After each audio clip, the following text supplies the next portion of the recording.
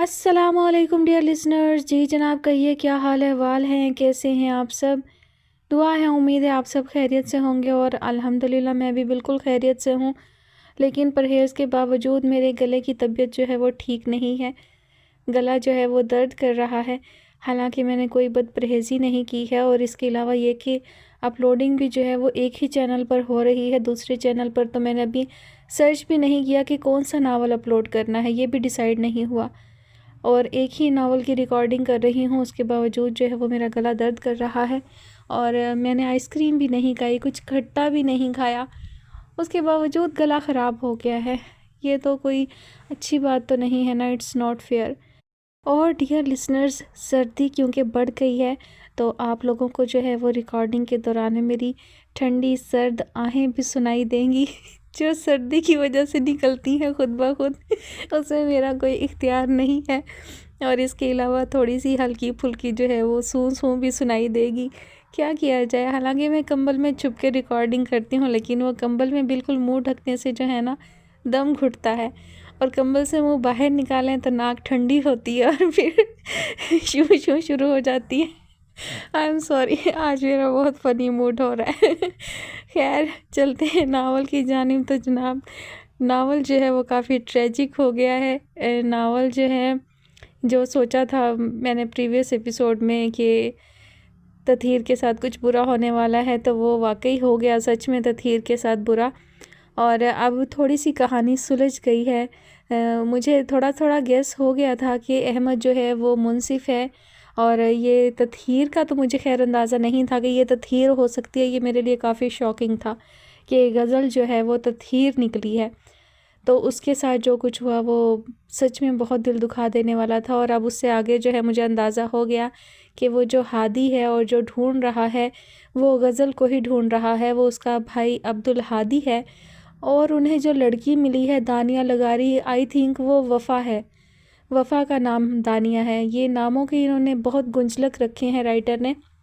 सभी के नाम के दो दो हिस्से हैं, और एक नाम जो है वो एक हिस्सा कहानी के माजी में जाता है, खुलता है, और जो दूसरा हिस्सा है वो हाल में ट्रैवल कर रहा है। जैसे तैमूर खानज़ादा हो गया, जैसे मुनसिफ अहमद हो गया, ततहीर हो गई, और उसके अलावा वफ़ा और दानिया हो गई हैं। और हादी जो है वो हो गया, उसका नाम पूरा अब्दुल हादी है, लेकिन कहानी के आगाज़ में जो है वो अब्दुल के नाम से जाना जाता है, और कहानी के दूसरे हिस्से में जो है वो हादी के नाम से। बहरहाल काफ़ी जो है वो सस्पेंस है अभी भी, और देखते हैं आगे बढ़ते हैं कहानी में क्या होता है। कहानी काफ़ी हद तक सुलझ गई है, किरदारों का पता चल गया, उनका आपस में ताल्लुक़ का अंदाज़ा हो गया है, और कौन किसके साथ जो है वो कसूरवार है, किसका गुनाह था और किसके साथ क्या हुआ, वो भी जो है कहानी माजी की खुल चुकी है। चलिए बढ़ते हैं कहानी की जानिब। बहुत बातें हो गई हैं आज तो जनाब। तो कहानी का नाम है दर्द शब हिजरा, और मुसन्निफ़ा हैं ज़ैनब आलिया। आज आप सुनेंगे इसकी किस्त नंबर 16। 2 दिन हो गए थे, उसके होंठों पर कुफल लग चुका था। 2 दिनों में ही वो हड्डियों का ढांचा बन गई। गुलाबी रंग सरसों के फूलों जैसी जर्दी में ढल गया। खुश्क होंठ आपस में यूं पेवस्त थे जैसे अब कभी ना खुलेंगे। हेज़ल ग्रीन एहसासात से आरी आंखों के गिर्द स्याह हल्के उलझे बिखरे बाल। इन 3 दिनों में वो क्या से क्या हो गई थी। वो चित लेटे शहतीर के छत को घूर रही थी। अब्दुल खाने की ट्रे लिए कमरे में दाखिल हुआ। बच्चों उठो, खाना खा लो। इससे पहले कि वो मज़ीद कुछ कहता, सफ़ीना बीबी भी उसके पीछे ही कमरे में दाखिल हुई। अब्दुल के हाथ उसके लिए खाना भेजा, शायद ही वो उसकी बात मान जाए। बेटे की इल्तिजाई आवाज़ पर दिल भर आया। अपनी बेटी को देखा जो बेहिसी की चादर ओढ़े टस से मस ना हुई। ततहीर उठ जा, कुछ खा ले, हमें तो सज़ा मत दे। अपने भाई दी हालत देख, रो रो के इसने अपनी आंखें सुजा ली हैं। तेरी तरह ये भी भूख हड़ताल कर रहा है, इस पे ही कुछ रहम कर ले। सफ़ीना रसोई से यही सोचकर आई थी कि वो नहीं रोएंगी, मगर ततहीर को देखकर उनका दिल खून के आंसू रोता था। हवेली वालों ने जो इल्ज़ाम लगाया था वो चाह कर भी उस पर यकीन नहीं कर सकती थी कि उनके पेट की जनी थी। पेट से घुटने आगे नहीं होते, इसलिए वो जानती थी कुछ भी हो जाए उनकी बेटी कभी भी कोई गलत कदम नहीं उठा सकती। वो अपने नसीब के साथ अपनी बेटी के नसीब पर भी रोने लगी। वो ऐसे ही लेटी रही। शायद उसने पहली बार बेहिसी दिखाई थी, जो ना भाई की बात सुन रही थी और ना ही माँ की। ये वही ततहीर थी जो अपने अब्दुल पर सूरज की तेज़ तपती शुआएं भी ना पड़ने देती, جس کے بھوک کے خیال سے ہی اس کا اپنا دل تڑپ جاتا تھا۔ اب وہ کیسے بے حس ہو چکی تھی۔ عبدل نے ایک بار پھر سے پکارا مگر بے سود رہا۔ باہر کا دروازہ کھٹکھٹایا گیا کہ سفینہ بی بی ڈرے دل سے کمرے سے باہر نکلی، پھر چیخ ہٹا کر کچے صحن میں آئی اور دروازہ کھولنے چلی گئی۔ انہوں نے لوہے کی زنجیر ہٹائی، سامنے ہی عابد دروازہ دھکیل کر اندر داخل ہوا اور سیدھا کمرے میں چلا گیا۔ آتے ہی اس نے گھر میں کوہرام مچا دیا۔ جو منہ میں آ رہا تھا دونوں ماں بیٹیوں کو کہہ رہا تھا، مغلظات پک رہا تھا، یہاں تک کہ وہ تطہیر کو بھی مار چکا تھا اور وہ بس خاموش رہی۔ جب اس بھرے مجمع میں اس کی سنوائی نہ ہوئی تو یہاں کون سنتا؟ سفینہ بی بی اسے چھڑوا رہی تھی۔ آج تو عبدل بھی اپنے ننھے ننھے ہاتھوں سے باپ کو پرے دھکیلنے کی کوشش کر رہا تھا، تطہیر کے گرد اپنی نازک ننھی باہوں کا حصار کھینچ کر اسے باپ کی مار سے بچا رہا تھا۔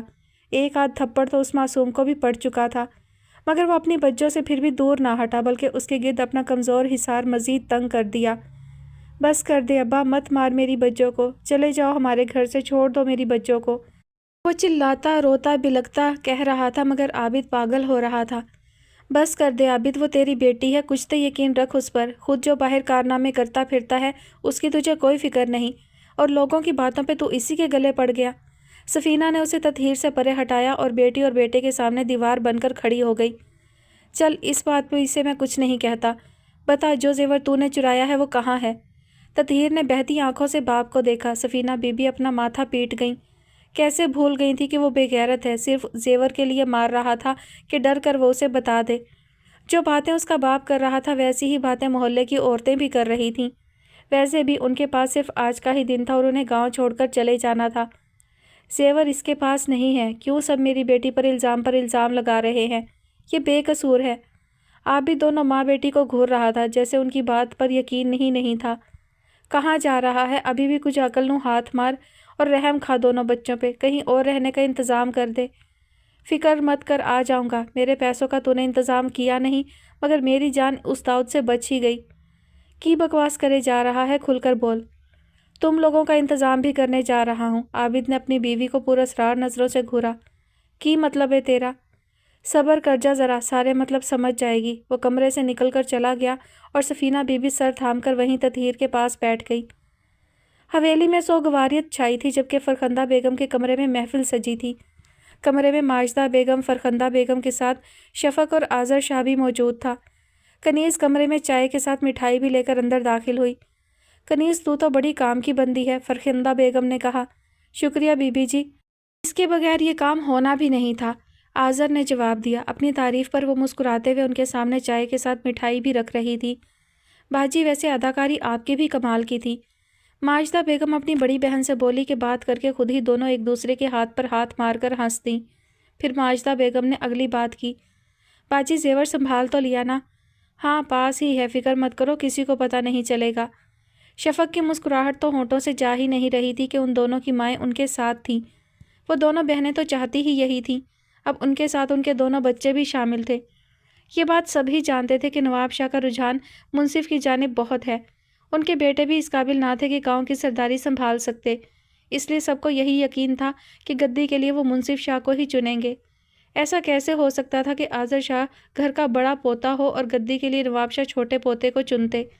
منصف کو سب کی نظروں میں گرانے کے لیے انہوں نے تطہیر کو چنا۔ ایک طرح سے آذر کا اس کو تھپڑ مارنے والا بدلہ بھی پورا ہو جاتا اور دوسری طرف منصف سے بھی اپنی جلن نکال لی۔ ہمیشہ کی طرح وہ اس کی چیز جھپٹ چکا تھا۔ آذر خوش ہو گیا تھا، شفق بھی مطمئن ہو گئی تھی۔ نواب شاہ بھی اپنا فیصلہ بدل چکے تھے، انہوں نے شفق کا نکاح آذر سے کروا دیا اور منصف کو اس گھر سے چلے جانے کا کہہ دیا۔ رضا بھی اسے ساتھ نہیں لے کر جانا چاہتے تھے مگر فیضہ بیگم اس کی ڈھال بن گئی۔ فیضہ بیگم کی ضد پر وہ منصف کو ساتھ لے جانے پر مجبور ہو گئے۔ نہ جانے کب میری آزمائشیں ختم ہوں گی، وہ مرن جوگا نہ جانے کس نالی کے پاس نشہ کیے پڑا ہوگا، ابھی تک گھر نہیں آیا۔ اسے کوئی فکر نہیں کہ آج کا دن ہی ہے ہمارے پاس، کہیں رہنے کا انتظام کرے۔ میں کہاں لے کر جاؤں تم لوگوں کو؟ سامان باندھتے سفینہ بی بی کی آہو فریاد جاری تھی جبکہ تطہیر بس ساکت آنکھیں لیے چپ چاپ سی تھی۔ کب سے دیوار کے ساتھ بیٹھی ایک ہی نقطے کو گھورتے ایک سوچ پر جا پہنچی۔ وہ خاموشی سے اٹھ کھڑی ہوئی، ماں بھائی کی جانب دیکھے بغیر چیخ ہٹائے باہر کی جانب مردہ قدم گھسیٹنے لگی۔ اے تطہیر کہاں جا رہی ہے؟ سفینہ بی بی اس کے پیچھے ہی باہر نکلی۔ اے تطہیر رک، بتا کہاں جا رہی ہے؟ اسے لکڑی کے دروازے کی جانب بڑھتے دیکھ کر اسے پیچھے سے پکار رہی تھی۔ منصف سے اپنے سوالوں کا جواب لینے جا رہی ہوں۔ تو پاگل ہو گئی ہے؟ اس کی بات پر سفینہ بی بی کو اچنبھا لگا۔ ہاں ہو گئی ہوں پاگل اماں، ہو گئی ہوں پاگل، صرف یہ سوچ سوچ کر کہ ایک منصف ہو کر وہ کیسے میرے ساتھ ایسا کر سکتا ہے۔ اتنے بھیانک مذاق پر مجھے موت کیوں نہیں آئی؟ آخری بار اس منصف کی عدالت کا دروازہ کھٹکھٹانا چاہتی ہوں، پوچھنا چاہتی ہوں جو کچھ بھی اس نے میرے ساتھ کیا، کس وجہ سے، کیسی دشمنی نبھائی۔ تو وہاں نہیں جائے گی، نواب شاہ تجھے حویلی کے آس پاس دیکھ کر ہی گولی مار دیں گے۔ بس کچھ گھنٹے ہیں ہمارے پاس، پھر ہمیں یہ گاؤں ہمیشہ ہمیشہ کے لیے چھوڑ کے چلے جانا ہے۔ صبر کر لے، بھول جا سب۔ سفینہ نے بے بس لہجے میں کہا کہ وہ کب ان امیروں کا مقابلہ کر سکتے تھے۔ اتنا آسان ہے بھولنا اماں؟ وہ گولی سے مار دیں کوئی پرواہ نہیں، لیکن میں خود پر لگائی گئی تہمت برداشت نہیں کروں گی، اپنے نام کو گندہ ہونے نہیں دوں گی۔ سفینہ بی بی کی بات انسنی کیے ان کی لاکھ التجاؤں پر بھی وہ نہ رکی، بس گھر کا دروازہ پار کر گئی جبکہ سفینہ بی بی کی حالت غیر ہونے لگی کہ وہیں صحن میں پڑی چارپائی کا سہارا لیے بیٹھ گئی۔ اوے عبدل، جا اپنی بہن دے پیچھے جا، اسے روک مت، بے وقوفی کرے، اسے واپس گھر لا، پاگل ہو گئی ہے یہ، مرنے کے لیے طوفانوں کے بیچ جا رہی ہے۔ جا بھی، ایک طرف ماں تھی تو دوسری طرف بہن، ماں کو ایسے ہی چھوڑے وہ باہر کو بہن کے پیچھے بھاگا۔ بچوں رکیں۔ عقب سے اٹھتی عبدل کی پکار بھی اسے نہ روک سکی، اس کے قدموں کو روک تو آس پاس کی عورتوں کی بری باتیں بھی نہ رہی تھیں۔ حال کی سیڑھیوں پر موجود سبھی افراد پر ایک نظر ڈال کر فضا بیگم نے شاہ بی بی کو مخاطب کیا۔ بی جان، بزرگوں کا کام ہوتا ہے بچوں کی غلطی پر انہیں سمجھانا، نہ کہ ان سے ناطہ ختم کر دینا۔ ایسی غلاظتوں سے ناطہ ختم کر دینا ہی بہتر ہے جو والدین کی عزت بھی خاک میں ملا دیں۔ بیوی کی بات پر جواب رضا شاہ نے دیا، جس پر فضا بیگم تعصب سے گاڑی میں بیٹھتے اپنے شوہر کو دیکھتی ہی رہ گئی۔ کم از کم انہیں حویلی والوں جیسی شفافیت نہیں دکھانی چاہیے تھی، مگر وہ تو انہی کا خون تھا، کیسے شفافیت نہ دکھاتے۔ آج حویلی میں ان کا آخری دن تھا اور ابھی وہ سبھی منصف شاہ کو ساتھ لیے اپنے ملک واپس لوٹنے والے تھے۔ صفائی شفق کے سبھی رشتے خاموش گردنیں اکڑائے کھڑے تھے، جیسے جو کچھ بھی ہوا اچھا ہی ہوا، جو بے قصور تھا وہ سر جھکائے مجرم بنا تھا۔ فضا بیگم کو امید نہیں تھی کہ یوں شفافیت کی انتہا کی جائے گی۔ انہوں نے خاموشی سے ڈری سہمی حمائل کو پچھلی سیٹ پر بٹھایا، عارف کے ساتھ کھڑے الیون کو گاڑی میں بیٹھنے کا کہا۔ اسی وقت اپنے لالا کے ساتھ جانے کی ضد کرتی روتی اشال کو اٹھائے تحسین بیگم فضا بیگم کے قریب چلی آئیں۔ بھابھی، منصف کا دھیان رکھیے گا، خدا گواہ ہے میرا دل گواہی دیتا ہے کہ جو کچھ ہوا اس میں منصف قصوروار نہیں، مگر اس کی اپنی زبانی کہی گئی باتیں ہیں جو سبھی کو اس سے متنفر کر گئیں۔ ایک تحسین بیگم ہی تو تھی جن کا رویہ نہ بدلا تھا۔ ایک بات اور، میرا گھر میرا سسرال ہے، یہ حویلی نہیں، اس لیے حمائل اور عارف کے رشتے کو جڑے ہی رہنے دیجیے گا۔ بے فکر رہیں آپا، رشتوں کی پرکھ اور انہیں جوڑنا مجھے خوب آتا ہے، کون کس کے ساتھ کتنا مخلص ہے سب دیکھ لیا۔ یہ سب کچھ مجھے بہت خوفزدہ کر گیا۔ اتنا سب کچھ ہونے کے بعد بے شک میں اپنی بیٹی کا رشتہ توڑ بھی دوں، لیکن رضا، وہ کبھی بھی اپنی زبان سے نہیں پھریں گے۔ سنجیدگی سے جواب دیے وہ پلٹی اور منصف کو گاڑی میں بیٹھنے کا کہا، مگر اسی وقت کھلے گیٹ سے اچانک سے چوکیدار کا واویلا اٹھا۔ سبھی اس جانب متوجہ ہوئے جہاں تطہیر مضبوط دل کیے اجڑی حالت لیے چلی آ رہی تھی۔ پیچھے ہی اس کا بھائی بھاگتا ہوا اس کے ہم قدم ہونے کی کوشش میں ہلکان ہو رہا تھا۔ سامنے ہی گاڑیاں چلنے کے لیے تیار تھیں۔ گاڑی کا دروازہ کھول کر بیٹھنے والا وہ ظالم شخص اسے دیکھ کر اپنی جگہ تھم گیا۔ ندامت سے چور نظریں اسی اجڑے وجود پر ٹک گئی تو دل کی حالت پھر سے بگڑنے لگی۔ تیری ہمت کیسے ہوئی حویلی میں قدم رکھنے کی؟ ایک سیڑھی نیچے اترتے نواب شاہ کی غراتی آواز پر تطہیر کے قدم پل بھر کو لرزے، مگر اس آواز کو انسنا کیے منصف شاہ تک پہنچ گئی۔ اسے کوئی پرواہ نہیں تھی کہ اب کیا فسانہ بنے گا، اب کون سی داستان رقم کی جائے گی۔ ستیلی ماں کے ساتھ کھڑے منصف کے مد مقابل آئی۔ تطہیر کی شکل دیکھتے ایک بار تو منصف شاہ کی روح تک لرز اٹھی۔ کیا اس کا بہتان اسے اندر تک مار گیا؟ اس کی ہیزل گرین آنکھیں ایک آخری امید کی جوت لیے ہوئے تھیں۔ آخری بار تمہاری عدالت میں آئی ہوں، اپنے نام کی لاج رکھتے عدل کرو۔ میرا دل نہیں مانتا کہ تم میرے ساتھ ایسا کر سکتے ہو۔ کیوں ایسا کیا بتاؤ مجھے؟ تمہیں اس تطہیر محبت کا واسطہ ہے، اس محجوب محبت کا واسطہ ہے۔ پورے گاؤں کے سامنے تم نے جو میری عزت کی دھجیاں بکھیری، اس پہ مجھے انصاف دو۔ سچ کہو، میں جس گلی سے گزری لوگوں نے مجھے گالیاں دی، بدکار، بدکردار، غلیظ اور فاجر لڑکی کہا۔ یہ بہتان ساری عمر میرا پیچھا نہیں چھوڑے گا۔ آج انصاف نہ کیا تو یاد رکھنا بڑی عدالت میں فیصلے لے جاؤں گی، اور وہ ایک ذرے کے برابر بھی بے انصافی نہیں کرتا۔ تطہیر کے الفاظ اس کے پیروں تلے سے زمین ہی تو کھینچ لے گئے۔ صفاق سے ہی عدل کی امید لیے چلی آئی تھی۔ پاس ہی کھڑی فضا بیگم نے تطہیر کی نم بجھی بے تاثر آنکھوں میں دیکھ کر ساتھ کھڑے منصف کو دیکھا اور اس کی غیر ہوتی حالت پر انہوں نے زبردستی منصف کو گاڑی میں بٹھا کر دروازہ بند کر دیا کہ بمشکل سے ہی تو اس کی طبیعت سنبھلی تھی، کل ہی تو ہاسپٹل سے آیا تھا۔ تو پھر آ گئی بے غیرت، تجھے اندر کس نے آنے دیا؟ نکل یہاں سے، اوئے چوکیدار نکال اسے۔ کب سے خاموش کھڑی فرخندہ بیگم آگے بڑھی اور تطہیر کو دھکا دیا، جسے آگے بڑھ کر فضا بیگم نے سہارا دے کر گرنے سے بچایا۔ شفافیت کی انتہا ہے، ڈریں خدا سے، طاقت کے نشے میں چور فرعون مت بن بیٹھیے، معافی مانگنے کی بھی مہلت نہ ملے گی۔ فضا بیگم سے یہ ظلم دیکھا نہ گیا۔ تطہیر کو چھوڑے الیون کی جانب بڑھی اور عارف کے پاس کھڑے الیون کو بازو سے پکڑ کر گاڑی کی طرف لائی، جو مڑ مڑ کر سیاہ چادر میں لپٹی سبز آنکھوں والی لڑکی کو دیکھ رہا تھا، جس پر فرخندہ بیگم کے ساتھ اب ماجدہ بیگم بھی چیخ چلا رہی تھی۔ تحسین بیگم عبدل کو اپنی بہن کو وہاں سے لے جانے کا کہہ رہی تھی۔ شاہ بی بی تو منصف کا غم لیے خاموشی سے پلٹ گئی کہ جو ہونا تھا سو ہو گزرا۔ نواب شاہ پشت پر ہاتھ باندھے بس خاموش تماشا دیکھ رہے تھے۔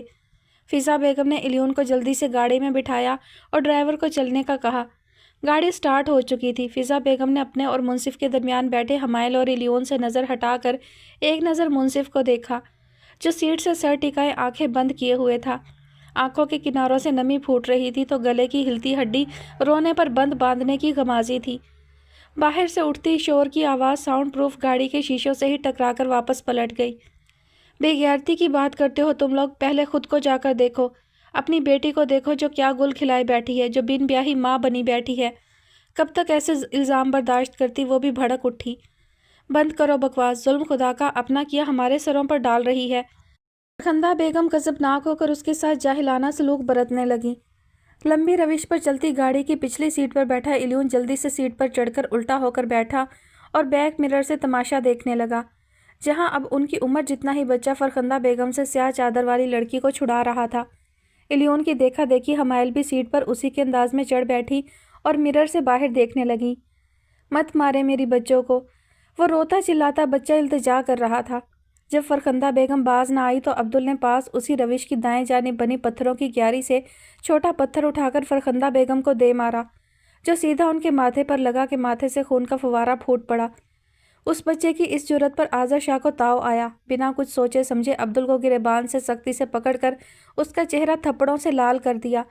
تطہیر اپنی تکلیف بھولے عبدل کی جانب لپکی۔ اسی وقت گاڑی گیٹ سے باہر نکلی اور یہ منظر حمائل اور الیون کی نظروں سے اوجھل ہو گیا، جو حمائل کی آنکھوں میں مزید خوف بٹھاتے اس کے دل میں حویلی والوں کے لیے نفرت پیدا کر گیا۔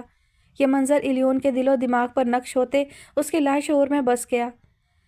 آخری منظر اس کے دل میں موجود باقی احساسات کو بھی منجمد کر گیا۔ وہ ایک ساکت ندی کا سا منظر پیش کرنے لگی تھی، جہاں ایک گہرا سکوت تو چھا چکا تھا مگر اپنے اندر ہزاروں غم بھی دفنا گئی۔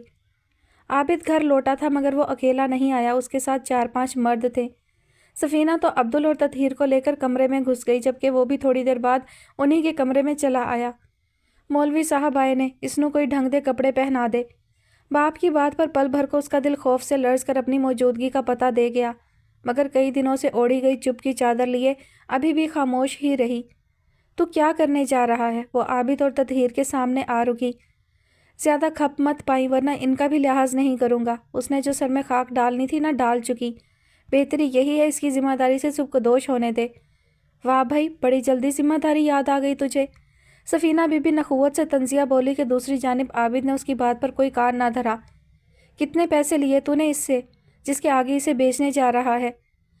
پاگل ہوں میں اپنی بیٹی بیچوں گا؟ نکاح کروانے لگا ہوں اس کا۔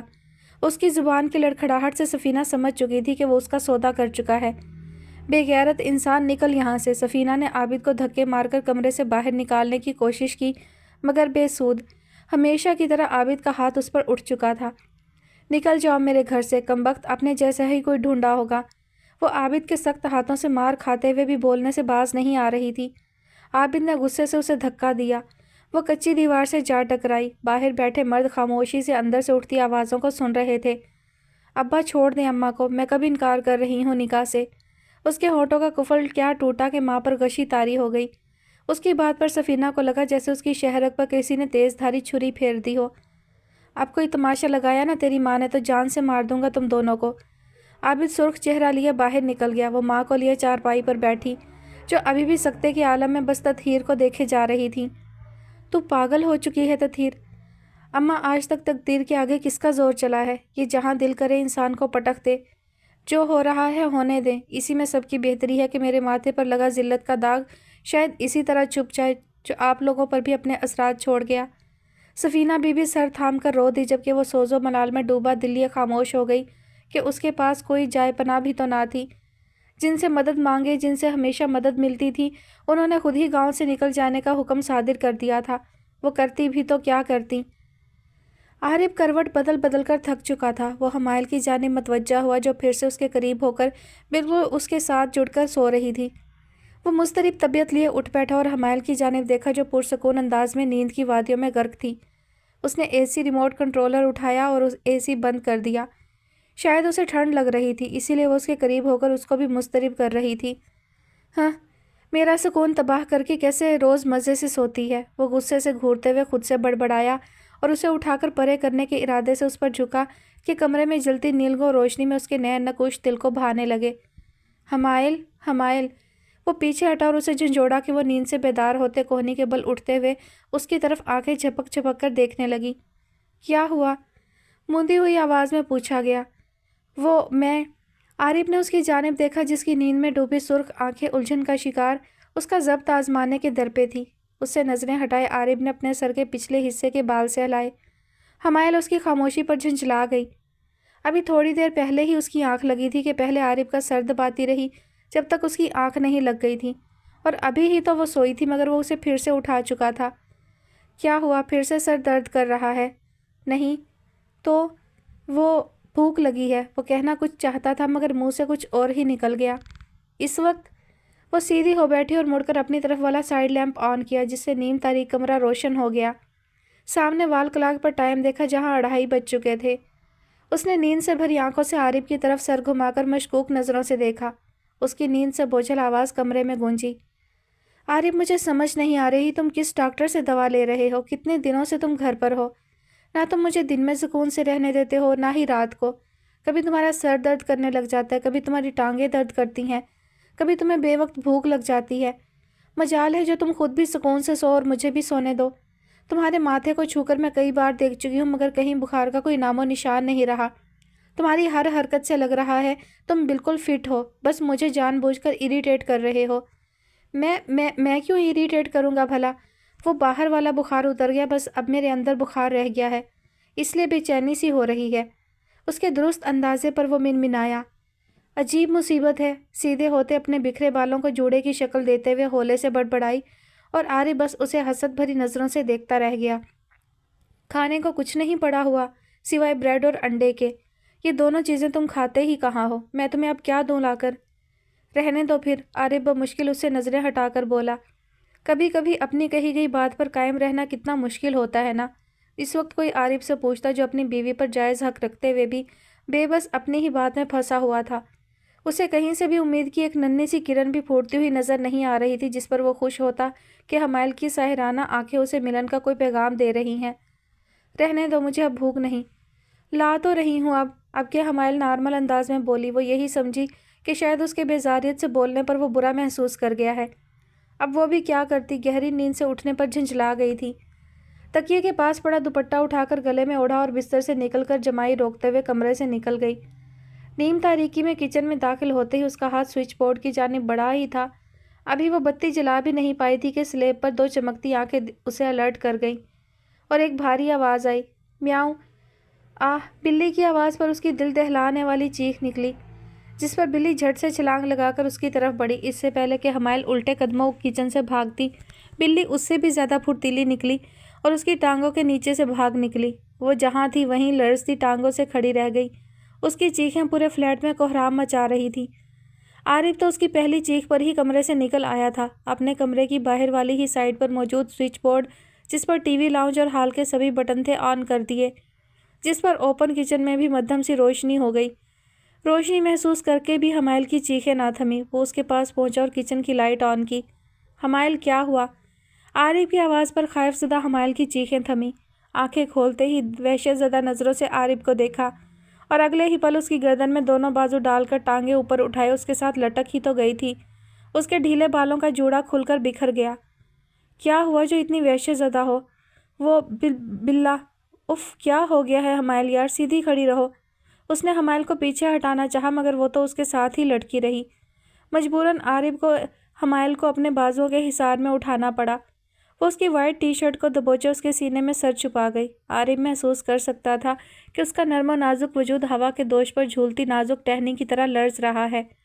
आरिफ जो पहले ही अपने एहसासात से खाइफ था मजीद झंझला उठा। उफ हमायल, सीधी रहो।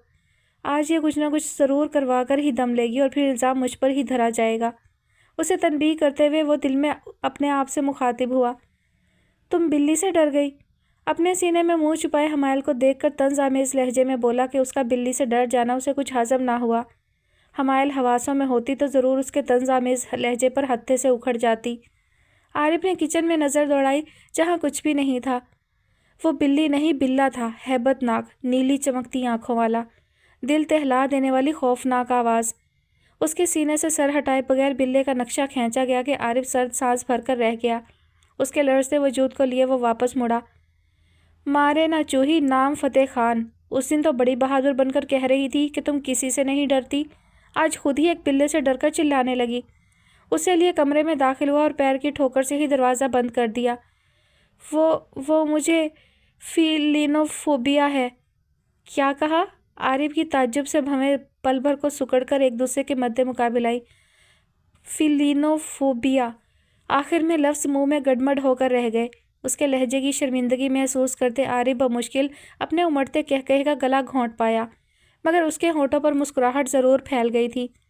अरे वाह, यकीन नहीं आता हमायल, आरिफ शाह भी किसी चीज़ से डरती है, और वो भी बिल्लियों से। ये तो लम्हा फिक्रिया है। वो बेड की तरफ बढ़ते हुए बोला। हमायल के हवास बहाल हुए। उसका सोया हुआ दिमाग जाग उठा तो बंद तेज़ ज़ुबान अपनी म्यान से निकल आई। मुझ पर तंज करने की ज़रूरत नहीं और ना ही तुम मेरी बहादुरी पर शक कर सकते, समझे? मेरी सिर्फ एक चीख से वो हैबतनाक बिल्ला खुद ही डर कर मैदान छोड़कर भाग गया। वाकई में मैं इस बात का चशमदीद गवाह हूँ। एक चीख से बिल्ला मैदान छोड़कर क्या भागा, साथ तुम्हें भी खौफजदा करना नहीं भूला, जो अभी तक दहशत से काँप रही हो। वैसे मैं तो शुक्र कर रहा हूँ कि फ्लैट साउंड प्रूफ है, वरना तो तुम अपनी होलनाक चीखों से पूरी बिल्डिंग को हिलाकर रख देती। वो मुस्कुराकर बोला कि हमायल की भी हंसी छूट गई। आरिफ और अपनी हालत देखकर चेहरे पर सुर्ख लाली बिखरने लगी। चेहरा शर्म की लाली से दहकने लगा। वो उसे बेड पर बिठाकर खुद भी उसके साथ ही बेड क्राउन से टेक लगा गया, जबकि वो ऐसे ही बैठी रही। शर्म की लाली को ज़ायल करने के लिए वो बोलती जा रही थी और आरिफ बड़ी फुर्सत से उसे देखने लगा। उसकी हंसी कितनी दिलकश थी। आज तक वो उसे पूरी की पूरी दिलनशीन और दिलफरेब लग रही थी। वो मैं नींद में थी, ऊपर से बाहर इतना अंधेरा था। उसकी खौफनाक चमकती आंखें देखकर मैं डर गई। मुझे लगा कोई भूत, जिन, चुड़ैल टाइप की कोई चीज़ है। तुम ही कहते हो इस घर में बदरूहें फिरती हैं, मगर जब वो अपनी भारी आवाज़ निकालकर मेरी टांगों के नीचे से गुजरा तो मेरी चीख निकल गई। मुझे लगा तुम्हारी बातें सच साबित हो गई हैं, बिल्ले के रूप में कोई बदरूह होगी। मैं तो डर ही गई। वो लापरवाह बनने की नाकाम कोशिश करते उसकी लो देती नज़रों से बचने के लिए बस बोले जा रही थी। एक सेकंड में बिल्ले ने तुम्हारी ये हालत कर दी, और अगर तुम्हें मेरी कुर्बत मुयस्सर आ जाए तो। अचानक ही आरिफ की सरगोशी में सरसराती तसामा खेज बात पर हमायल की ज़ुबान को ब्रेक लगा। दिल की धड़कन रुक रुक कर चलने लगी। आंखों पर सजी पलकों में एक इर्ताश पैदा हुआ। उसने स्याह घनी पलकों की चिलमन उठाकर आरिफ की जानिब देखा, जहाँ मुकाबिल की खुमार आलूद आंखें उसे कुछ नए ही पैगाम दे रही थीं। उन स्याह चमकती आंखों में एक वालेहानापन व रफ्तगी और बेखुदी। हमायल का दिल ज़ोर ज़ोर से धड़कने लगा। चेहरे पर सुर्ख लाली छाने लगी कि वो भी उसकी लो देती नज़रों से उनके गिर्द छाते पुरफसूल लम्हों की बदौलत हारने लगी। आरिफ की तरफ देखते वो भी महसूर होने लगी। उसके चेहरे से झलकती सुर्ख लाली कुंदन की तरह दहक कर उसे मज़ीद दिलफरेब बनाने लगी। आरिफ को यूँ लगा जैसे वो भी अपने दिल की खुशी के लिए अपना आप उसे सौंपने के लिए तैयार हो। उसके चेहरे पर फैले कोसे कज़ा के रंग नई दुनिया में ले जाने का पैगाम देने लगे हों, मगर उसका नज़रें चुराना और मुंह मोड़ लेना आरिफ को मायूस कर गया। ये गुरेज कब तक? कब मुझ पर भरोसा करना शुरू करोगी? बेबसी सरगोशी नुमा आवाज़ हमायल के कान में गूंजी। इससे पहले कि वो उन फसूख खैज़ लम्हों में उसे जकड़ने की कोशिश करता, आरिफ के बजते फ़ोन ने उसका तिलिस्म तोड़ा, जिस पर हमायल शुक्र का कलमा पढ़ती अपनी दिल की बिगड़ती हालत को एतदाल पर लाने के लिए अपनी जगह की तरफ खिसक गई। عارف نے ایک نظر اسے دیکھا، پھر حیرت زدہ فون کی جانب دیکھتے سائڈ ٹیبل سے فون اٹھایا جہاں الیون کی کال تھی۔ وہ پریشان ہو اٹھا کہ اس وقت اس کا فون کیوں آیا۔ وہ حمائل کی جانب دیکھے بغیر الجھن زدہ تاثرات لیے کمرے سے باہر چلا گیا۔ وہ نشے میں تھی، تب بھی وہ چہرہ بار بار آنکھوں کے سامنے آ جاتا۔ وہ اول فول بولے جا رہی تھی جبکہ خانزادہ کا دھیان ڈرائیونگ کی جانب ہی لگا تھا۔ اس کا اپنا دماغ نشے کی وجہ سے سن ہونے لگا۔ احمد کی وجہ سے پارٹی جلدی ہی ختم ہو گئی کہ اچانک احمد کی طبیعت خرابی کے باعث الیون فاروق کے ساتھ احمد کو لیے سیدھا ہاسپٹل چلا گیا۔ تیمور نے خود ڈرنک کی تھی، الیون نے اس کی حالت دیکھ کر خود ہی اسے ساتھ آنے سے منع کر دیا۔ تیمور سوچ چکا تھا کہ صبح ہوش میں آتے ہی وہ احمد کے پاس پہنچ جائے گا۔ اس سب عمل میں اسے غزل کا خیال آیا تو اس کے کمرے میں چلا آیا۔ اس نے غزل کی جانب دیکھا جو متورم اور سرخ آنکھیں لیے سامنے ہی پڑی شراب کو اپنے اندر انڈیلتی جا رہی تھی۔ منصف سے بات کرنے کے بعد وہ اوپر جا کر اپنے کمرے میں بند ہو گئی۔ ساری تلخ یادوں سے چھٹکارا پانے کے لیے وہ الخبائث کے ذریعے خود کو پرسکون کرنے کی کوشش کرنے لگی۔ تیمور کو اس کی حالت تشویشناک لگی۔ وہ اسے اپنے دوست احمد کے بارے میں بتانا چاہتا تھا مگر اس کی حالت دیکھ کر تو وہ خود چکرا کر رہ گیا جو ایک طرح سے نشے میں دھت ہو چکی تھی۔ اس کے لاکھ پوچھنے پر بھی خود پر ضبط کیے بیٹھی رہی۔ تیمور خانزادہ سے بس یہی کہا کہ اس کا دل گھبرا رہا ہے، اسے کہیں باہر کھلی فضا میں لے جائے۔ تیمور کا دل نہیں مان رہا تھا مگر اس کی حالت دیکھ کر مان گیا اور اب فضول میں ہی تارکول کی سڑکوں پر اسے گھما رہا تھا، مگر اب انہیں فارم ہاؤس واپس پہنچنا تھا۔ غزل تم مانو یا نہ مانو مگر تم مجھ سے کچھ چھپا رہی ہو، تمہیں اچانک کیا ہو گیا ہے؟ وہ اپنے حواسوں کو بحال رکھنے کی تگ و دو میں اس سے بات کر رہا تھا۔ ہاں آپ کا جو دوست ہے نا، کیا نام تھا اس کا؟ ہاں منصف نہیں، احمد۔ وہ آپ نے کہا بہت ہی اچھا انسان ہے مگر وہ تو بہت برا ہے۔ خانزادہ صرف آپ اچھے ہیں مگر میں نہیں، میں بھی بہت بری ہوں۔ مجھے اس جہنم میں دھکیل کر اب وہ 20 سال بعد سامنے آیا۔ اس نے کہا میں نے پیسے کے لیے اسے بہکا دیا۔ کون؟ اور یہ منصف نام تمہیں کیسے معلوم؟ تیمور نے الجھن بھری نظروں سے مبہم باتیں کرتی غزل پر نظر ڈالی اور گاڑی کی سپیڈ تھوڑی بڑھا دی کہ اپنے ہوش گنوانے سے پہلے اسے فارم ہاؤس پہنچنے کی جلدی تھی۔ خانزادہ کیا جو منصف ہوتے ہیں وہ ایسے ہی ناانصافی کرتے ہیں، محبت کو نیلام کرتے ہیں؟ اونچے خاندان والے غریبوں کی عزتوں کو ریت کے ٹیلے کی طرح ایک ہی ٹھوکر سے بکھیر دیتے ہیں۔ کیوں میرے ساتھ اتنی ناانصافی کی گئی؟ یہاں سب مجھے ڈس گئے، جس پر اتنا مان تھا اسی نے مجھے پامال کر دیا۔ اس نے ناانصافی کی۔ سیٹ کی پشت سے ٹیک لگائے آنکھیں موند گئی۔ کس نے ناانصافی کی؟ اس دن ایک منصف نے خوب حشر اٹھایا، اس کے چند جملوں نے مجھ پر قیامت برپا کر دی۔ خانزادہ سب کچھ تباہ کر دیا، سب کچھ مجھ سے میرا سب کچھ چھین لیا۔ مجھے کچے مکان سے نکال کر ایک خوبصورت بڑے سے سونے کے پنجرے میں قید کر دیا گیا۔ یہ جانے بغیر کہ وہ شخص کیسا ہوگا، میرے باپ نے مجھے بیچ دیا۔ میرے 2 انمول رشتے مجھ سے چھن گئے۔ وہ ذات مجھ سے خفا ہے، نہ جانے کیوں خانزادہ؟ سبھی میرا ساتھ چھوڑ گئے، میرا کمبخت دل، یہ بھی۔ اس کی بات پر تیمور نے اس کی جانب دیکھا۔ اسے واقعی سمجھ نہیں آ رہی تھی کہ وہ کس کی بات کر رہی ہے۔ وہ اس کی طرف ہی دیکھ رہا تھا کہ ایک دم سے سامنے سے آتے ٹرک کی تیز روشنی میں اس نے سامنے دیکھا، اس کی آنکھیں چندھیا سی گئی۔ اس نے آنکھوں کے سامنے بے اختیار بازو کیا، گاڑی کا توازن بگڑ کر سامنے آتے ٹرک سے ٹکرا گئی۔ وہ کچن میں کھانا بنانے کی کوشش کر رہی تھی کہ ہادی کی پکار پر وہ مڑی، جہاں دروازے کے بیچوں بیچ پولیس کی وردی میں ہادی اپنی نمایاں شخصیت لیے کھڑا تھا۔ آگے آپ، اب بھی کیا ضرورت تھی گھر آنے کی؟ نہ آتے پولیس اسٹیشن میں ہی رات گزار دیتے، میں کھانا بھجوا دیتی۔ دانیہ دونوں ہاتھ کمر پر دائیں بائیں ٹکائے لڑاکا عورتوں کی طرح بولی۔ بھوک کی وجہ سے اس کی جان نکلنے لگی تھی۔ وہ کافی دیر سے ہادی کے آنے کا انتظار کر رہی تھی کہ کب وہ آئے اور اسے کچھ بنا کر دے گا، مگر جب تھوڑی شام ڈھلی تو خود ہی کچھ نہ کچھ بنانے کی کوشش کرنے لگی۔ اس کے ساتھ رہتے ہوئے اس کی کچن میں ہیلپ کروا کر اسے کھانا بنانے کا تھوڑا بہت آئیڈیا تو ہو ہی گیا تھا، ورنہ تو کام میں کوری تھی۔ ایک ضروری کام سے گیا تھا۔ مخصوص سپاٹ تاثرات، سنجیدہ لب و لہجہ، عارب لوگوں کی طرح اب دانیہ بھی ہادی کے رویے کی عادی ہو چکی تھی، اس لیے اسے اس کا ایک جیسا انداز عجیب نہ لگتا۔ وقت دیکھا ہے آپ نے؟ شام کے 7:30 بج چکے ہیں۔ کتنے لاپرواہ ہو گئے ہیں آپ۔ اتنی فکر نہیں تھی کہ میں جلدی گھر چلا جاؤں کہ گھر جا کر کھانا بھی بنانا ہے۔ بہن گھر پر بھوکی بیٹھی میری راہ تک رہی ہوگی، مگر نہیں، فرصت ہوتی تو کچھ سوچتے نا۔ میں کب سے انتظار کر رہی ہوں کہ کب SSP ہادی صاحب اپنے ضروری کام نپٹا کر گھر آئیں گے اور اپنا کچن سنبھالیں گے۔ سوری، سنجیدگی سے کہا گیا۔ رکھیں اپنا سوری اپنے پاس، مجھے نہیں چاہیے۔ وہ اس کی طرف سے منہ موڑ گئی۔ صاف ناراضگی کا اظہار تھا، مگر کچھ یاد آنے پر پھر سے اس کی طرف پلٹی اور دونوں ہاتھ پھر سے کمر پر ٹکاتے ہوئے بولی، سچ پہلے یہ تو بتائیں کہ ایسا کون سا ضروری کام تھا جو مجھ سے بھی اہم ہو گیا، جو مجھے بھی بھول گئے؟ بابا آ جائیں، ہادی نے کچن سے باہر منہ نکال کر کہا۔ وہ بابا کے نام پر ہادی کی جانب بڑھی کہ راہ میں ہی اس کے قدم رک گئے۔ ولید لغاری کچن میں داخل ہوئے، ساتھ ہی ایک سفید لباس میں ضعیف سی سادہ سی عورت تھی۔ دانیہ نے ولید لغاری کی جانب دیکھا۔ گرے کلر کے بال، داڑھی، مونچھیں، سفید ہی شلوار سوٹ میں ملبوس تھے۔ وہ بھی اسے ہی دیکھ رہے تھے جس نے ہر نقش ماں کا چرایا تھا۔ وہ اس کی جانب بڑھے اور خود ہی اسے اپنے سینے سے لگایا۔ دانیہ کو سمجھ نہ آئی کہ وہ کیا ری ایکشن دے، کیونکہ زندگی میں پہلی بار وہ اپنے باپ کو دیکھ رہی تھی۔ اس کے احساسات جیسے بھی نہ سمجھ میں آنے والے تھے، مگر وہ ان سے باپ کی مہک ضرور محسوس کر سکتی تھی۔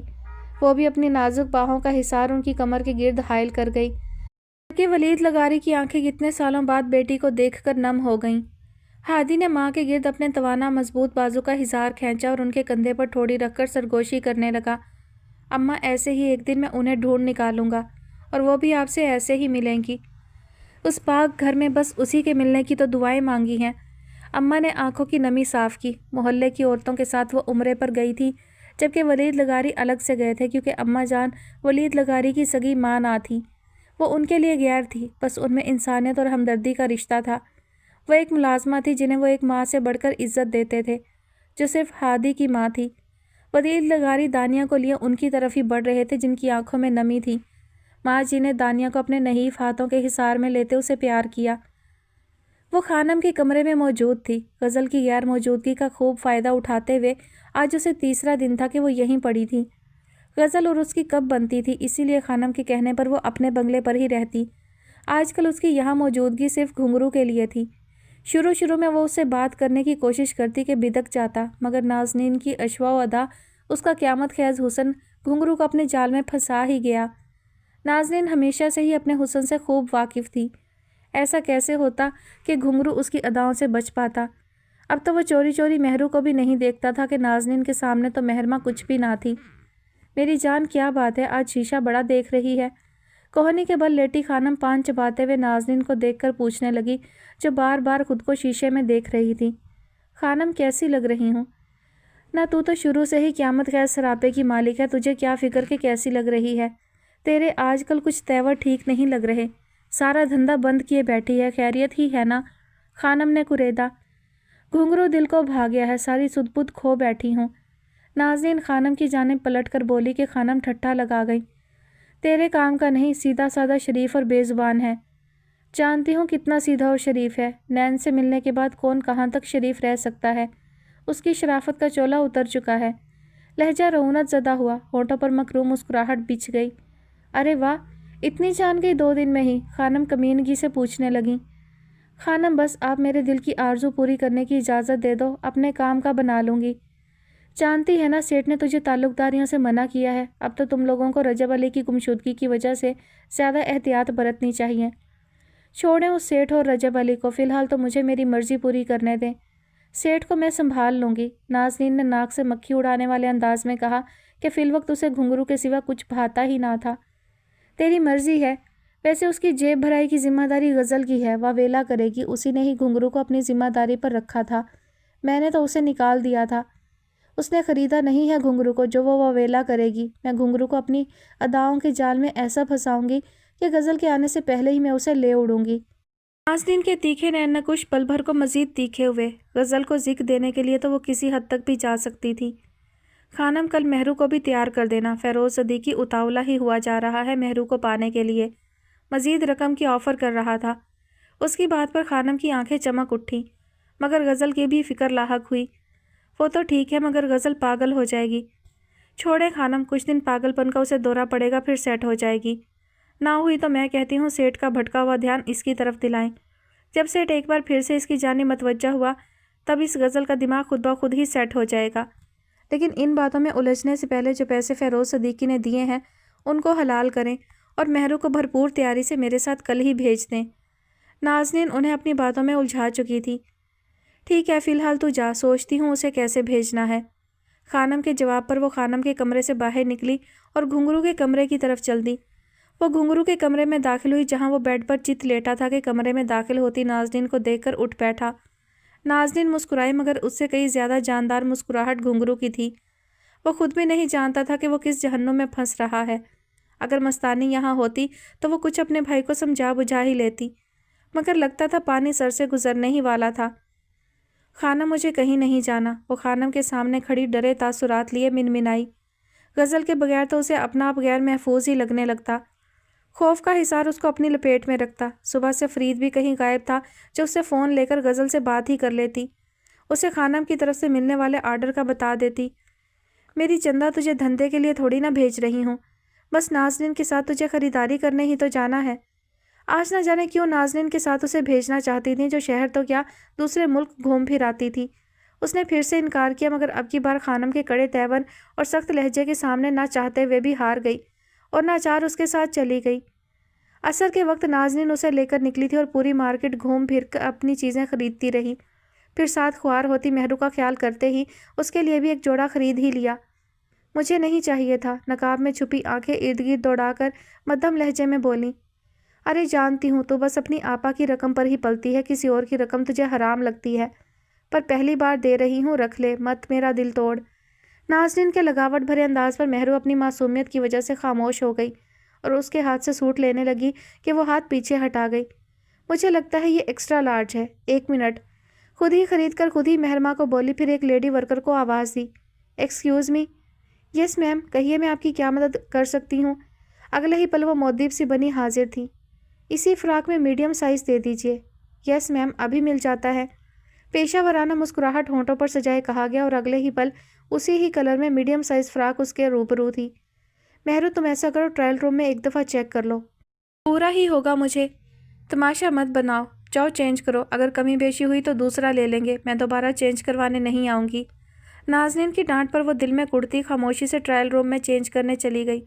بلو فراق، ہاف سلیو بازو اور اگلے پچھلے گہرے گلے والی فراق جس پر سلور لائٹ سا کام ہوا تھا، اسے پہنتے مہرو کی تو چھب ہی نرالی ہو گئی تھی۔ مہرو نے فل سائز مرر میں خود کو دیکھا۔ اگلے پچھلے گہرے گلے والا سوٹ کچھ خاص پسند نہ آیا جس میں وہ بے حجاب ہو رہی تھی۔ ایسے کپڑے تو اس نے محل سرائے میں بھی نہ پہنے تھے اور نہ ہی کبھی غزل نے اس کو ایسے لباس لا کر دیے تھے، مگر نازنین نے کیسا واہیات لباس اس کے لیے پسند کیا تھا، وہ سوچ کر رہ گئی۔ اس نے گلے میں ہم رنگ دوپٹہ اوڑھا مگر وہ پھر بھی خود کو ڈھانپنے میں ناکام رہی کیونکہ شفون کے دوپٹے سے اس کا جسم نظر آ رہا تھا۔ دروازہ ناک ہوا، ساتھ ہی نازنین کی آواز ابھری کہ اس نے دروازہ کھول دیا۔ نازنین کو ماننا پڑا، سادگی میں بھی وہ قیامت ڈھاتی تھی۔ ایویں ہی فیروز ایک جھلک میں ہی اس پر فریفتہ نہیں ہو گیا تھا۔ بہت خوبصورت لگ رہی ہو، پسند آیا نا؟ جی اچھا ہے، وہ مجبوراً بولی۔ اس نے کون سا یہ سوٹ پہننا تھا جو وہ پریشان ہوتی پھرتی، وہ تو یہ سوٹ فری کو دینے کا ارادہ کر چکی تھی۔ چلو آ جاؤ، دیر ہو رہی ہے۔ اب اچانک ہی نازنین نے اجلت مچا دی۔ 1 منٹ میں دوسرے کپڑے پہن لوں۔ مہرو نے سوٹ بدلنے کا کہا مگر نازنین نے اس کی ایک نہ سنی۔ جلدی کی رٹ لگائی کہ لاچار مہرماں نے سیاہ چادر سے خود کو ڈھانپا اور ایسے ہی نازنین کے ساتھ چل دی۔ وہ اسے لیے لاہور کے سب سے بڑے پارلر چلی آئی۔ مہرو کو کچھ خطرہ لاحق ہوا مگر نازنین خود تیار ہو رہی تھی، ساتھ اسے بھی ہلکا پھلکا تیار کروا دیا کہ آج خاص پیکج تھا۔ نازنین کے اشارے پر بیوٹیشن نے مہرو کی سیاہ چادر غائب کر دی۔ نازنین تو برسوں سے یہاں آتی تھی، اس لیے اس کی کافی اچھی جان پہچان تھی، اسی لیے پارلر والی اس کی مدد کر رہی تھی۔ مہرو نے اپنی چادر بہت تلاش کی مگر نہ ملی اور یوں ہی ہم رنگ دوپٹہ ڈبل کر کے اچھے سے خود پر اوڑھے اس کے ہمراہ پارلر سے نکلتے واپس محل سرائے چلنے کا کہہ رہی تھی، جس پر نازنین نے مثبت جواب دیا۔ اس نے مثبت جواب دے تو دیا تھا مگر اس پر عمل نہ کیا۔ مہرو ابھی شش و پنج میں تھی کہ نازنین بس اپنی من مانی کرتے ہوئے اسے لیے فضول سڑکیں ماپ رہی تھی۔ محل سرائے واپس نہیں جا رہی تھی، کئی بار وہ اسے کہہ چکی تھی مگر وہ ہر بار اسے ٹال دیتی، یہاں تک کہ شام کے سائے ابھر چکے تھے اور نازنین اسے لیے واپس جانے کی بجائے ایک بنگلے پر لیے چلی آئی جہاں امیر رئیس زادے نوجوان نسل لڑکے لڑکیاں ہر بات سے لاپرواہ اپنی من موج میں لگے تھے۔ کہاں لے آئی ہیں آپ مجھے؟ خوف و ہراس کے ناگ پھن پھیلائے اس کے گرد کھڑے ہو گئے مگر نازنین تو بہت خوش تھی۔ میری جان فکر مت کر، آ جاؤ، میرے دوست کی پارٹی ہے، تم بھی ذرا باہر کی دنیا کی مسرتوں کا مزہ لوٹو۔ مجھے واپس جانا ہے ابھی۔ آپ جانتی ہیں کہ میں کبھی ایسی پارٹیز میں باہر نہیں آئی اور نہ ہی آپا مجھے کبھی جانے دیتی ہیں، میں نے تو کبھی پارٹیز کیا محل سرائے سے بھی باہر قدم نہیں نکالے اور آپ مجھے یہاں لے آئی ہیں۔ اپنے خوف پر قابو پاتے وہ سختی سے بولی، مگر اس کی ہرنی جیسی خوف و ہراس سے سہمی آنکھیں اس کے دل کے خوف کو عیاں کر رہی تھی۔ جانتی ہوں تجھے درگاہوں پر ہی جانے کی اجازت ہے، مگر میری جان آج کچھ نیا کر لے۔ نازنین نے اس کا ہاتھ پکڑ کر گاڑی سے نکالنا چاہا کہ وہ اسے دور کھسکتی ہوئی گاڑی کے دوسرے دروازے سے جا لگی۔ اسے یقین ہو چکا تھا کہ وہ بہت برے جال میں پھنس چکی ہے، جہاں سے نکلنا اس کے لیے مشکل ترین امر ہے۔ میں آپا کو سب بتا دوں گی، مجھے واپس لے کر چلیں، آپ مجھے زبردستی اور دھوکے سے لائی ہو۔ نازنین بھی اپنی جون میں لوٹی، پہلے والی نرمی کہیں کھو گئی، کب تک خود پر قابو رکھتی۔ نازنین نے اسے بازو سے پکڑ کر ایک جھٹکے سے باہر نکالا کہ وہ شور مچانے لگی۔ نازنین کی صفاق اور جارحانہ گرفت مزید سخت ہوئی تو لہجہ آتش فشاں بنا لیا۔ تماشا مت بنواؤ، ایک بار تم اس بنگلے میں داخل ہو چکی ہو، اب جب تک فیروز اپنی رقم کا پورا حساب نہیں کر لیتا تمہارا یہاں سے جانا ناممکن ہے۔ کیا مطلب؟ کون سی رقم؟ آپ نے میرا سودا کر دیا؟ اس کے پیروں تلے سے زمین نکل گئی، لہجہ مرتعش ہوا۔ میری جان، بس 2 راتیں، جب تک تیری آپا آئے گی تو واپس محل سرائے پہنچ جائے گی، اور جب تک تم زبان نہ کھولو گی اسے معلوم نہیں ہوگا۔ ویسے احتیاطاً تمہاری زبان بندی بھی فیروز ہارڈ ڈیو کے ذریعے کر دے گا۔ مہرو کو لگا یہ سیاہ چادر میں لپٹا آسمان اس کے سر پر گرا ہو۔ خوف سے اس کے رونگٹے کھڑے ہو گئے۔ چھوڑے مجھے، مت یہ ظلم ڈھائیں مجھ پر، وہ چیخ کر بولی۔ اونچی آواز میں چلتے میوزک میں اس کی آواز کہیں دب سی گئی۔ نازنین کہا لگاتے ہوئے اسے ساتھ گھسیٹے آگے بڑھتی جا رہی تھی۔ وہ اسے لیے بھرے مجمع میں آئی۔ محرمہ کو دیکھتے ہی بہت سے منچلوں نے اس کی خوبصورتی پر جملے کسے۔ ایک دو نے پیچھے سے اس کی گھٹنوں تک جاتی سیاہ لمبی چٹیا کو چھوا۔ دور رہو، ہاتھ مت لگاؤ، وہ چلا کر سر پیچھے کو گھماتے خوفزدہ لہجے میں چلائی۔ مہرو کے واویلے پر نازنین بھیڑ کو چیرتے ہوئے فیروز کی طرف بڑھی، جو ایک جگہ بیٹھا اپنے من پسند مشروب سے لطف اندوز ہو رہا تھا۔ نازنین کی آواز پر ہاتھ میں جام پکڑے وہ پلٹا کہ اس کے ساتھ کھڑی محرمہ کو، جو روتی شکل لیے نازنین کی گرفت سے اپنی کلائی چھڑانے کی کوشش کرتے التجائیں کر رہی تھی، سامنے کھڑے لڑکے کو دیکھ کر اپنی جگہ تھم سی گئی کہ یہ لڑکا کوئی اور نہیں، وہی تھا جو اس دن حال میں خانم کے ساتھ موجود نظر آیا جب وہ فرید کے ساتھ درگاہ سے لوٹی تھی۔ لو، اپنا 1 لاکھ حلال کر لو، میں نے اپنا وعدہ پورا کر دیا۔ اٹھلا کر ایک ادا سے کہتے ہی اس نے محرمہ کو اس کی طرف بے جان شے کی طرح دھکیلا۔ فیروز اسے اپنے بائیں بازو کے حصار میں جکڑ چکا تھا کہ وہ بن آب مچھلی کی طرح فیروز کی گرفت میں پھڑپھڑاتے ہوئے تڑپنے لگی۔ آج دوسری بار کوئی مرد اس کے قریب آیا تھا، پہلا وہ جس کے سامنے دل کی رضا پر اپنا سب کچھ ہار چکی تھی، اور دوسرا یہ جو اس سے اس کا سب کچھ چھیننے والا تھا۔ پہلے کے لمس میں احترام اور حفاظت تھی، اور اس کا لمس گھناؤنا بچھو کے ڈنک سے بھی زہریلا تھا۔ نین ڈارلنگ، شکریہ، وہ خمار آلود لہجے میں محرمہ کو دیکھتے ہوئے نازنین سے بولا۔ چھوڑو مجھے نازنین، تم ایسا نہیں کر سکتی، آپا تمہیں جان سے مار دیں گی۔ وہ رو پڑی، چلائی، دھمکی دی، مگر وہاں پرواہ کس کو تھی۔ نازنین اسے فیروز صدیقی کے حوالے کرتے ہوئے چلی گئی۔ محرمہ کا واویلا کرنا، اس کا چلانا پارٹی کو ڈسٹرب کرنے لگا۔ وہ اسے لیے اندر چلا گیا۔ باہر پارٹی اپنے عروج پر تھی اور اندر اس کا واویلا کرنا کسی کو سنائی نہیں دے رہا تھا۔ مسز خانزادہ، جو حالت تیمور خانزادہ کی ہے اس میں آپ کو بہت ہی صبر اور حوصلے کا مظاہرہ کرنا ہے۔ وہ جس کنڈیشن سے گزر رہے ہیں اس میں ان کی سانسیں تو چل رہی ہیں، مگر ان کا جسم کام کرنا چھوڑ چکا ہے، ان کے جذبات و احساسات منجمد ہو چکے ہیں۔ ہم نہیں جانتے کب وہ کوما سے باہر آ سکیں گے، 6 ماہ بھی لگ سکتے ہیں، 6 سال، یا پھر آخری سانس تک بھی وہ ایسے ہی رہیں گے۔ ڈاکٹر سعد کی باتوں پر فاطمہ کے بہتے آنسو اس کے نقاب میں ہی جذب ہو رہے تھے۔ 24 گھنٹوں کا طویل انتظار یہ رنگ لایا کہ اسے ہوش ہی نہیں آیا تھا اور وہ کوما میں چلا گیا۔ فائز نے ایک نظر ماں کو دیکھا، پھر ڈاکٹر سعد کو، جب فائز کو دیکھ کر پھر سے فاطمہ کی جانب متوجہ ہوئے۔ میرا مقصد آپ کو پریشان کرنا ہرگز نہیں تھا، جو سچائی ہے اس سے آپ کو آگاہی دی گئی ہے۔ اللہ پر کامل یقین رکھیں، وہ ضرور دلوں کی پکار سننے والا ہے۔ شکریہ ڈاکٹر، مجھے اپنے مالک پر کامل یقین ہے، وہ میری دعائیں رد نہیں کرے گا۔ مرتعش لہجے کو مستحکم بناتے ہوئے بولی۔ آپ کے دوسرے پیشنٹ کو بھی ہوش آ چکا ہے، آپ ملنا چاہیں تو مل سکتی ہیں۔ جی ضرور، مثبت جواب دیے شکستہ قدموں سے اٹھی اور فائز کو لیے پرائیویٹ روم میں چلی آئی، جہاں تیمور خانزادہ کا جسم مشینوں میں جکڑا ہوا ساکت پڑا تھا۔ وہ اس کے پاس ہی ٹک گئی اور اس کا ہاتھ اپنے سیاہ دستانوں میں ڈھکے ہاتھوں میں لیا۔ شاید وہ ان 9 سالوں میں پہلی بار خود سے تیمور خانزادہ کے ہاتھوں کو چھو پائی تھی۔ اس کو اپنے ہاتھوں کا لمس بخشا تھا، ورنہ وہ کب اسے اپنے پاس بھٹکنے دیتا۔ بہتی آنکھوں سے اس نے تیمور خانزادہ کو دیکھا، جس کی آنکھوں کی پتلیاں بھی ساکت ہو چکی تھیں۔ وہ اس کے سینے پر سر ٹکا گئی۔ تیمور مت میرے صبر کو آزمائے، مت مجھے اتنی اذیتیں دے کہ میرے صبر کا پیمانہ چھلک جائے۔ اب آپ کی خاموشی میرے لیے جاں غسل ثابت ہوگی۔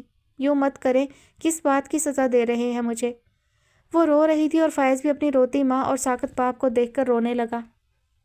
رفیق نے سیلوٹ مارا اور پہلے سے ہی ایک فائل کا مطالعہ کرتے ہادی کے سامنے دوسری فائل رکھی۔ وہ فیروز صدیقی کے بنگلے پر ریڈ کرنے میں کامیاب رہا۔ اس کے بنگلے سے بہت سے کمسن اور جوان لڑکے لڑکیوں کو پکڑا گیا۔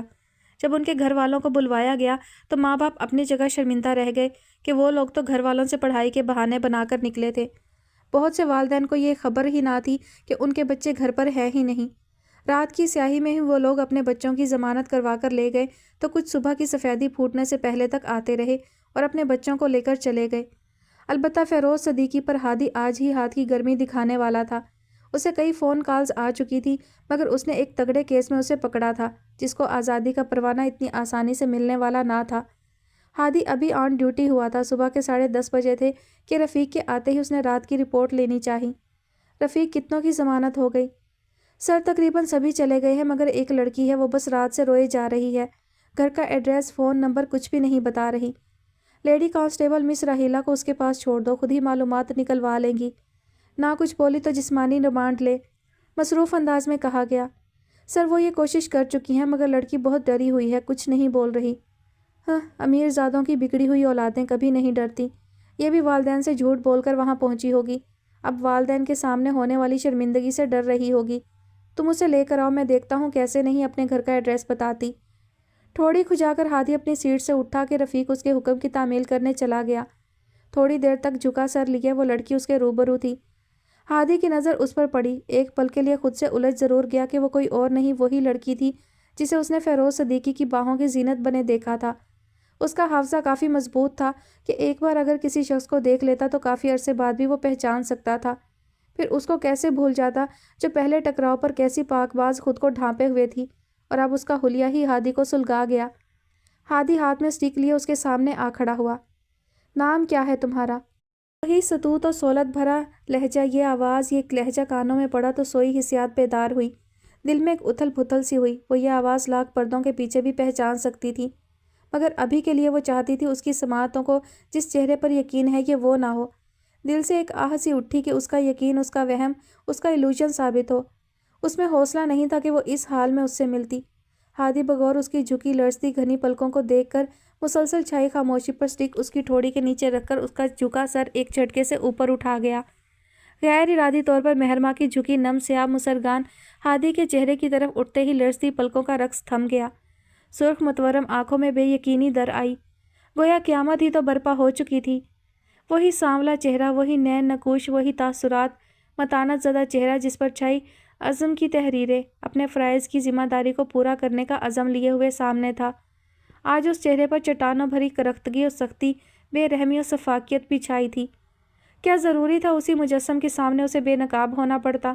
وہ سبکی و شرمندگی کی اتھاہ گہرائیوں میں جا گری۔ اپنی التجاؤں، اپنی دعاؤں پر شرمندگی ہوئی۔ میں نے کہا اپنا نام بتاؤ۔ لہجہ روکھا پن لیے آج عزت دینے سے محروم تھا۔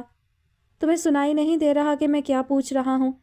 اس کی مسلسل خاموشی پر وہ سخت لہجے میں بولا کہ ایک پل کو مہرماں کی روح فنا ہو گئی مگر اس کی ہراساں نظریں ہادی کے کرخت اور غسیلے تاثرات والے چہرے سے ایک پل کو ہٹنے کو تیار ہی نہ تھیں۔ ہادی نے بغور اس کے چہرے پر چھائے خوف و ہراس کے ساتھ شرمندگی کا عنصر دیکھا جو بہت ہی نمایاں تھا۔ سرخی مائل سوجی اداس آنکھوں میں نمی ہچکولے لینے لگی جو ہادی جیسے زیرک نظر سے چھپ نہ پائی۔ اس کے دونوں گالوں پر تھپڑوں کے نشان دیکھ کر وہ جان چکا تھا کہ مس راہیلہ نے تفتیش کے دوران اپنا طریقہ اپنایا ہوگا۔ ہادی نے اپنی سٹک پیچھے ہٹا لی کہ اس کا سر پہلے والے زاویے پر چلا گیا۔ اس کے گرد ایک چکر لگا کر اسے سر سے پاؤں تک دیکھا۔ لمبی ڈھیلی بکھرے بالوں والی چٹیا بائیں کندھے سے آگے کو گری تھی تو نازک مہین شفون کے دوپٹے سے کندھوں کو آگے سے پیچھے تک خود کو چھپانے کی ناکام کوشش کی گئی۔ اس کے قدم رکے۔ اتنی شرمسار ہو تو اس بگڑے رئیس زادے کی باہوں کی زینت بننے سے پہلے سوچنا تھا نا کہ کیسے والدین کا سامنا کر پاؤ گی۔ تم جیسی لڑکیاں عورت کے نام پر دھبا ہوتی ہیں۔